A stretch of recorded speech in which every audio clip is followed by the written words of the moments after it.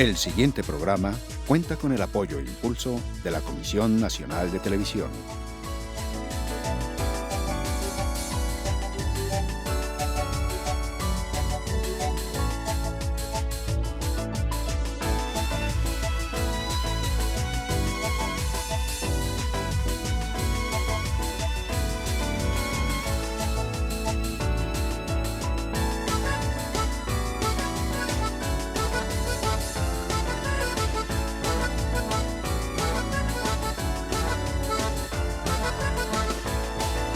Espejo retrovisor, la historia en movimiento.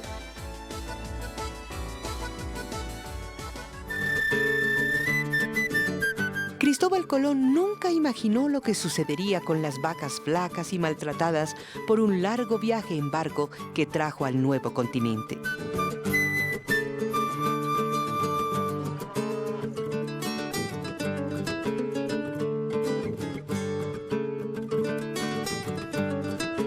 Esas primeras 200 vacas encontraron en el trópico centroamericano unas magníficas condiciones para su recuperación y reproducción.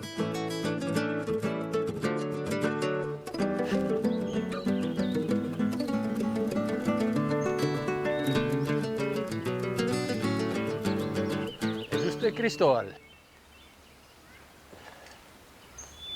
No puedo imaginarme que el señor se haya dignado venir a estas tierras que tanto le disgustan. Ay, Dios mío, papá, no comencemos, por favor. Yo no vine a pelear con ustedes, vine a pasar unos días. Relájese. No, pues, relájese. Se le agradece al señor Cristóbal que se tome la molestia de venir aquí a ver de dónde es que sale la plata que se le envía para la universidad. Mire, papá, si eso es lo que le preocupa, yo ya voy a terminar la universidad. Lo único que me hace falta es la tesis. Lo que pasa es que no encuentro un tema. Téngame paciencia. Bueno, y entonces esta hacienda, los animales, las plantas, esto sí que es un lindo tema de estudio. Usted sabe que esos temas no me gustan. A mí me gustan son los temas ambientales. La transformación del paisaje a través del hombre. Se lo he dicho 1000 veces, papá. Mire, mijo, yo creo que no estamos tan lejos, ¿sí?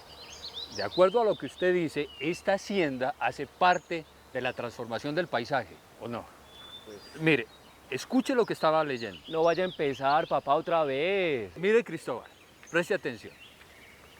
La ganadería vacuna entró a Sudamérica en el periodo de conquista y formó parte de lo que se llamó la biota mixta, conformada por los seres humanos europeos, sus animales domésticos, sus plantas y los parásitos y microorganismos asociados a ellos. La historia de la nación colombiana está ligada a la historia de la ganadería. Cuando vino el descubrimiento de América no había ganado bovino en América. Entonces, en el segundo viaje de Colón, en 1493, se introduce el ganado bovino desde España, y razas de la región canaria o de lo que hoy son las Islas Canarias, pues llegan a América y entran precisamente a la isla que ellos denominaron la Isla La Española.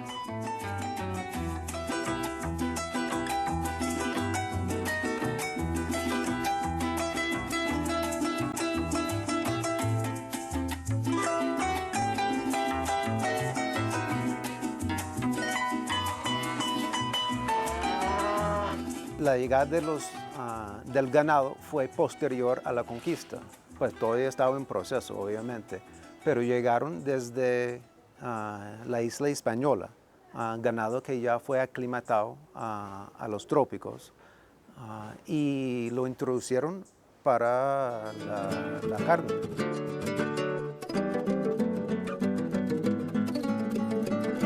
La ganadería en América generó cambios en el paisaje y los ecosistemas.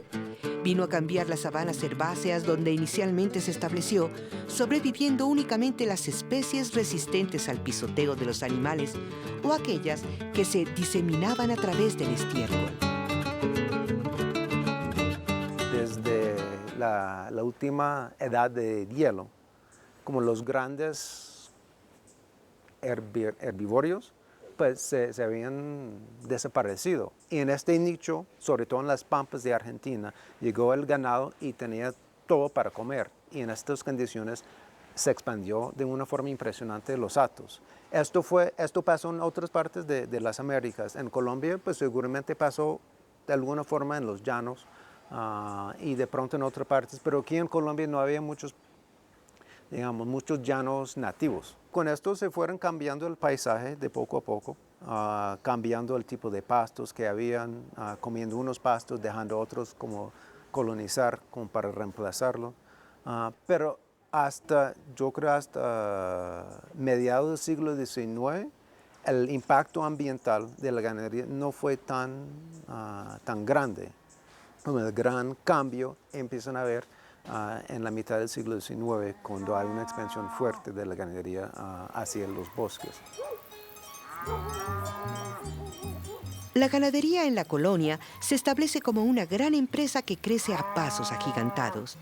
El interés de los nuevos colonos por crear haciendas dedicadas a la producción de carne y de leche da inicio al comercio de bovinos en distintas regiones del país. Con autorizaciones de la corona española se iban concediendo títulos de las tierras en distintas regiones del país. Un ejemplo interesante son los llanos orientales. En los llanos orientales había concesiones en la zona de Apiay, cerca hoy en día todavía se llama Apiay esa región alrededor de Villavicencio. Se concedieron en la zona de Corozal, que hoy en día hablamos de Hato Corozal. Se concedió otra tierra a otras personas en la zona de Tame y se llama hoy en día la ciudad de Tame, Arauca, y esas regiones nunca han dejado de ser ganaderas. Tuvieron que ver muchas personas allí, pues lógicamente españoles, lógicamente también la iglesia, porque como una compensación de alguna manera por el trabajo de contribuir con la, entre comillas, culturización y evangelización de los indígenas. Entonces, pues la corona les concedía animales, les concedía tierras, y ellos hicieron un trabajo muy juicioso. Los jesuitas trabajaron el ganado criollo de esa época, pues el ganado introducido. Las haciendas como estas, mijo, que fueron construidas durante los siglos XVIII y XIX, pertenecieron a muchas manos. Mire, primero a los religiosos. ¿Ah, sí? ¿Y esta hacienda a quién pertenecía, papá? Pues según lo que me contó su bisabuelo, parece ser que era de los jesuitas. Mire, ellos tenían como 16 haciendas como estas, ganaderas, y todas tenían iglesia, con mucho ganado. Luego llegó el Estado, ocupó esas haciendas y las repartió a manos privadas. ¿Y eso en qué época fue o qué? Mire, según lo que dice este libro, dice que durante los siglos XVIII y XIX, la base fundamental de producción en este país era las haciendas ganaderas. Oiga, yo no sabía todo eso lo que me está contando, papá. ¿Y sabe que me empieza a interesar mucho ese tema? Yo no me imaginaba que a usted le interesaban los temas de los animales. En ese libro tiene que decir algo sobre la historia de la ganadería en la independencia, ¿cierto? Sí, claro. Miremos por qué. Eran los mejores jinetes del mundo. Gauchos de las pampas argentinas que podían recoger un peso de plata del suelo a todo galope. Guasos de Chile que habían montado desde su infancia. Llaneros de Venezuela con sus ladeados morriones de piel de jaguar y con la caballería regular, la muy temida montonera peruana. El ganado como fuente de alimento y de ingresos ha sido partícipe dentro de nuestra compleja historia bélica, desde las guerras de independencia hasta los conflictos armados contemporáneos. Como fuente de alimento o financiación, la ganadería ha permanecido latente.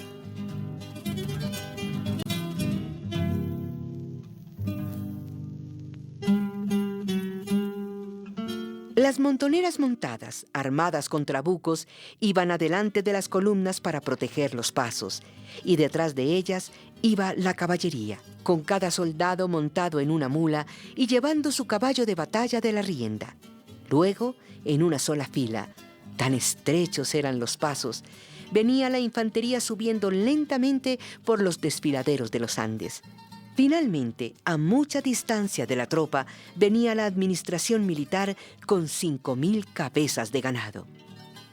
En la época de las guerras de la independencia, pues desde luego que si llegaban las tropas a un lugar donde había ganado, pues necesariamente por voluntad propia o no, pues los ganaderos cedían algunos de sus animales para poder alimentar a estas tropas. El impacto fue claro, ¿cierto?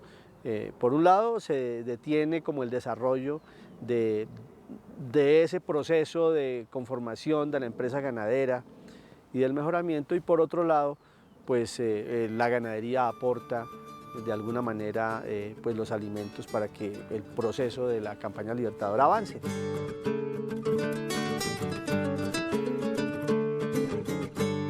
La desafortunada situación de la guerra en cualquier lugar del mundo ha tenido consecuencias más o menos parecidas. El conflicto que hemos vivido en los últimos 50 años siempre han tenido que ver con el desarrollo de la ganadería, sea para bien o para mal. Desafortunadamente, esos eventos generan incertidumbre. Entonces, por lo menos deja de invertir el ganadero, el Estado deja de poner atención sobre ciertas regiones conflictivas porque seguramente va a perder los recursos que ponga allí. Y las fuerzas que están en conflicto pues van a aprovechar la presencia de los animales, ya sea para alimentar las tropas, ya sea para pedir dinero a los ganaderos a cambio de no afectarlos. Entonces, pues claro que desafortunadamente los conflictos siempre han tenido que ver con la ganadería. Ya que le interesa lo que le pasó a la ganadería, ¿sí ve esos animales? Sí. Esos sí tienen historia. Mire, no crea que fue fácil la adaptación de esas razas por aquí. Oiga, papá, y hablando de eso, ¿esos animales de qué raza son? Ese es mestizo normando. Y lo que ve allá, mijo, esas son Holstein, lecheras. Oiga, papá, hablando de eso, yo sé que aquí en la sabana hubo una raza que se adaptó mejor que las otras. Ah, sí, el pardo suizo. ¿Pardo suiza? Como no había una importación, digamos, fuerte de ganado de diferentes tipos de razas, lo que había en, digamos, la formación de las razas autóctonas colombianas era una mezcla de los poquitos razas que habían llegado a la isla española, sobre todo.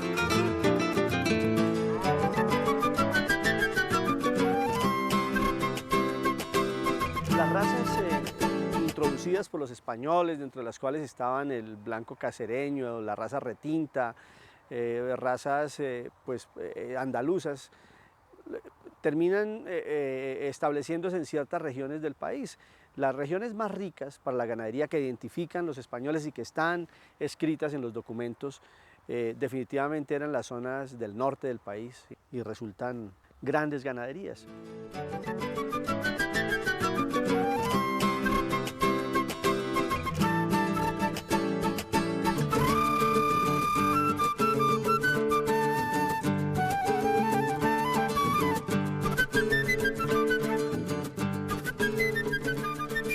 Una historia interesante es el hecho de que un grupo de alemanes que llegan a Barranquilla a hacer negocios, se establecen allí. Estos alemanes liderados por una persona interesante en la historia de Colombia, que es la familia Held y el señor, particularmente el patriarca de ellos, que era Adolfo Held.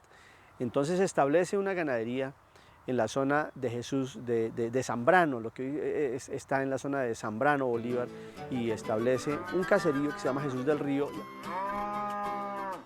Entonces empiezan a ver que el ganado, aunque era interesante como raza, la mezcla que había de estas razas de origen español, no le daba los rendimientos que él esperaba. Encuentra la posibilidad de que pudiese traer desde una zona, una región climática parecida a la nuestra, que pudiera llegar un ganado que pudiera soportar estas condiciones del trópico hostil y pudiese entonces mejorar ese ganado. Oiga, ¿sabe que no he visto aquí, papá? Cebúes. Es que el cebú es una raza de tierra caliente. ¿Ah, sí? Sí, aquí es muy difícil. Mire, aquí hay una historia bien bonita del primer toro cebú que llegó a Colombia. ¿Ah, sí? Sí, miren, lo trajeron de Alemania, trabajaba en un circo y era proveniente de la India. Mire. En vez de traerlo de la India, encuentra evidentemente que hay un circo, y el circo, o unas personas que traen animales para circo y para zoológicos, tienen un toro.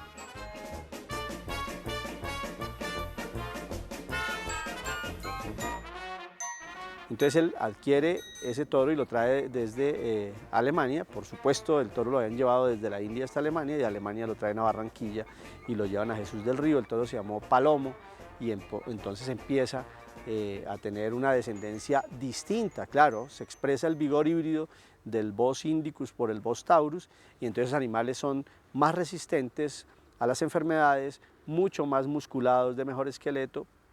Y los cronistas que han escrito alrededor de esto dicen que la descendencia de ese toro pudo llegar a ser de 16.000 a 17.000 animales. Hoy en día cerca del 90% de la población de ganado colombiano es cebuina o tiene genes de cebú, y el resto pues son Bos taurus, y de ese renglón de Bos taurus desafortunadamente alrededor del 13% solamente es ganado criollo o cruzado con criollo.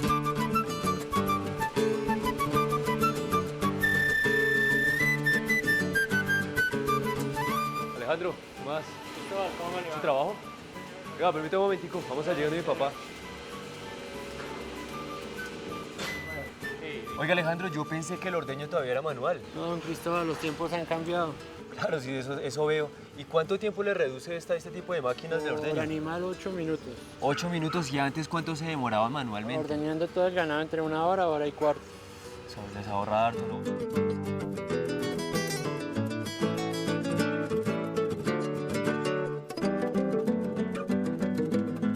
Papá, ¿qué más? Estaba hablando ahí con Alejandro. Sí, me di cuenta. Oiga, papá, he estado investigando y algo muy importante que le puede servir aquí para la finca. No me diga que usted sigue con los cuenticos esos de ciencias ambientales. Usted sabe que sí, papá, pero vea, escúcheme. La ganadería puede ser compatible con el cuidado de la naturaleza. Créame, muy importante. Durante el siglo XIX, el impacto ambiental y las modificaciones en el paisaje pasaron desapercibidas. Solo hasta finales del siglo XX, y con la nueva preocupación de la sociedad moderna frente a la preservación del medio ambiente, se evalúa el impacto que el desarrollo de la industria ganadera le ha causado a los ecosistemas donde se ha establecido su producción. El conflicto entre el medio ambiente y la ganadería fue sobre todo por este proceso de la expansión de potreros, de abriendo bosques y reemplazándolo con pasto. Hubo unas consecuencias ambientales que surgió alrededor de esta expansión de potreros. En la década de los 40 del siglo XX, por ejemplo, empezaron a notar unos cambios climáticos locales que surgió del proceso de deforestación tan importante que había en este momento. Entonces, la gente decía que pues, los terrenos estaban secándose por la falta de cobertura forestal. También aumentó de forma importante como el proceso de erosión en los ríos. La ganadería en Colombia esté soportada por 44 millones de hectáreas, implica que esas mismas 44 millones de hectáreas para establecer esos forrajes, que es la alimentación básica de la ganadería, se tuvieron que deforestar. El bosque seco de la costa del Caribe, sin duda, casi desapareció por efecto de la ganadería extensiva. La mayor transformación originada por la ganadería durante la colonia fue en la costa Caribe. Pienso que allí la ganadería fue la responsable de la destrucción de la mayor parte del bosque seco tropical. Todos los cambios en la estructura física de los suelos en la zona andina se deben a ese tipo de pastoreo. Esas zonas de ladera se van deteriorando gravemente por efecto del pastoreo en zonas pendientes. Esos suelos son difícilmente recuperables. Y el otro tema que hay con los bovinos en el ámbito ambiental en este momento, es la especie polémica del mundo, es que pues, los rumiantes producen un gas importante, que es un gas que tiene efecto invernadero, que es el metano. Y el metano pues, tiene relación con el calentamiento climático global. Las cantidades de metano producidas por los rumiantes son altas. No obstante, hay maneras de mejorar la nutrición, la alimentación de los bovinos para poder reducir el impacto de estas emisiones de gases. Buenas, doña Emilia. Buenas tardes, don Antonio. ¿Cómo ha estado? Bien, señor, gracias. ¿Y usted? Mire, bien, le presento a mi hijo. Mucho gusto, Emilia. Doña Emilia, Cristóbal, mucho gusto. Gracias. Ella también es ganadera. Ah, sí, doña Emilia. Sí, señor. Oiga, doña Emilia, le voy a hacer una preguntita, me disculpará. ¿El ganado sí le da para mantener a su familia? Sí, señor, gracias a Dios. ¿Sí? ¿Y cuántas señor. vaquitas? 22. Por ahí las estuve mirando, me alegra mucho, doña Emilia. Gracias, muy amable. Una preguntita como puntual, doña Emilia. Sí, señor. ¿Su merced sabe qué es la ganadería sostenible? Más o menos, ¿qué es lo de los pastos, el heno, así, pero... Lo de las pasturas que estábamos hablando. Sí, señor. Oiga, doña Emilia, usted me regala un momentico, yo le comento algo sobre la ganadería sostenible Con que mucho le puede gusto, servir. Sí, señor. Sí. Bueno, Gracias, vamos. Permiso. ¿Cómo hacemos sostenible la ganadería? Es una pregunta que se la hace todo el mundo. Una de las alternativas es que hay que establecer forrajes, porque los animales se alimentan de forraje, transforman este forraje que ustedes ven aquí verde en carne y leche. Pero hay que disminuir el impacto de la producción de ese forraje. Una de las alternativas es el establecimiento de sistemas silvopastoriles. Son árboles con todo lo que significa devolver los árboles a la tierra, devolver los árboles a las áreas deforestadas, con que cumplan todas las funciones, anexándola una más, y es la producción de biomasa, de comida, de forraje, para que las vacas se alimenten, los árboles protejan el suelo, los árboles contribuyan a airear el suelo, los árboles mitiguen el efecto de las lluvias sobre el suelo.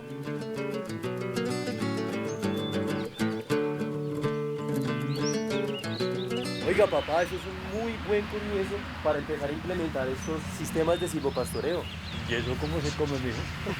Papá, vea, es muy fácil. Solamente con que hayan árboles, hayan pasturas y hayan animales, ya tenemos el silvopastoreo.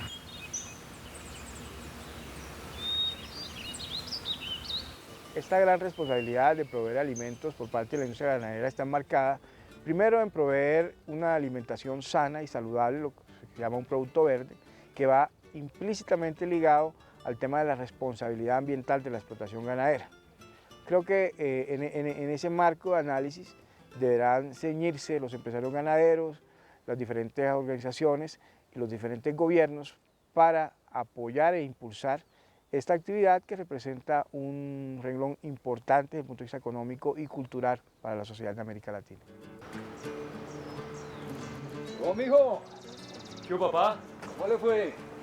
¿Averiguó Bien. sobre la ganadería sostenible? Estuve leyendo, sí, claro.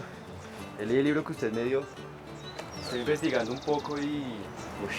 mucho más interesante de lo que yo pensaba, papá. La sostenibilidad es eso, nosotros mantener una producción bovina con unos recursos naturales ahora y con posibilidades que las generaciones futuras tengan posibilidad también de consumir alimento de origen animal con los mismos recursos naturales. Primero vamos a implementar, o tenemos que hacer unos cambios tecnológicos aquí en la finca indefectiblemente. ¿Para qué? Para reducir los efectos nocivos sobre la tierra, sobre el agua, sobre la vegetación. Es como hacer un uso más inteligente de los recursos naturales, ¿sí me hago entender? No, pues ahora el que me resulta inteligente fue usted. A ver, ¿cómo es la cosa? Sí, ya he pensado en eso. Mire, primero vamos a, o es necesario, implementar todos los sistemas silvopastoriles aquí en la finca, por todo lado. Ya después hacer como unos planes de protección para las fuentes de agua, para que sea potable. Y en cuanto a la eficacia del trabajo y de la producción de la ganadería, yo he pensado mucho como en el trabajo genético. Pues yo he escuchado de esas cosas, mijo, pero no sé por dónde empezar. Mejor dicho, yo no tengo ni idea. Pues también he pensado en eso, papá, y sabe, le tengo una propuesta. Si quiere me vengo a la finca, trabajamos juntos, la sacamos adelante y trabajo una vez mi tesis. De su tierra, de su casa. Como a preguntarle, yo sabía que le iba a gustar. Mijo, yo que pensaba que usted venía aquí otra vez a amargarme la existencia. Qué va, qué va.